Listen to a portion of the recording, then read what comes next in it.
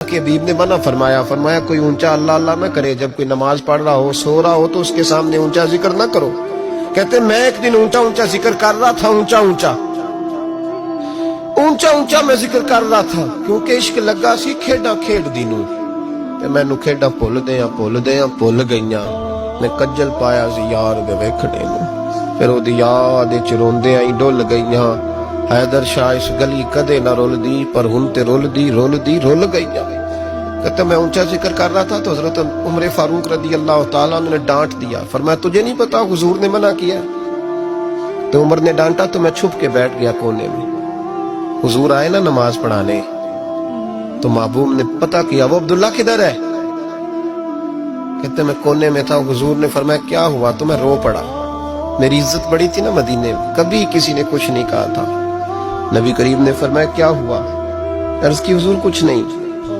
پھر بھی بتاؤ؟ کہتے میں رو پڑا، میں نے کہا یا رسول اللہ میری غلطی تھی تو سیدنا فاروق اعظم نے ڈانٹ دیا ہے۔ فرمایا ہوا کیا؟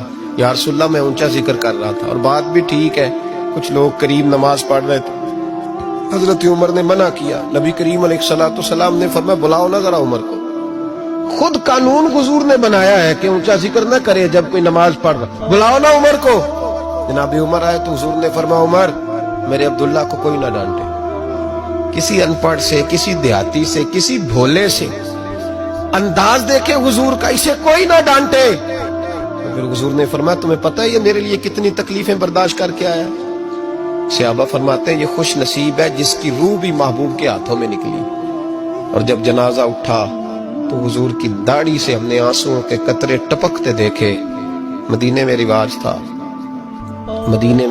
تھا کہ قبر میں قریبی عزیز اتارا کرتے تھے، پر ان کا تو مدینے میں رشتہ دار ہی کوئی نہیں تھا۔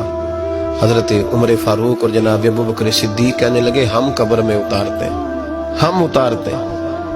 جب ان دونوں نے اٹھایا قبر میں گئے تو کہتے ہیں کمال دیکھو اللہ کے رسول ہم دونوں سے پہلے قبر میں اتر گئے، اور حضور نے یل بدایا ون نہایا میں موجود ہے، کب مجھے دو میں قبر میں اتارتا ہوں۔ کہتے ہیں حضور نے تنے تنہا پکڑا، تنے تنہا قبر میں اتارا، پسے مردن فرشتوں نے جو تلاشی لی تو کیا نکلا؟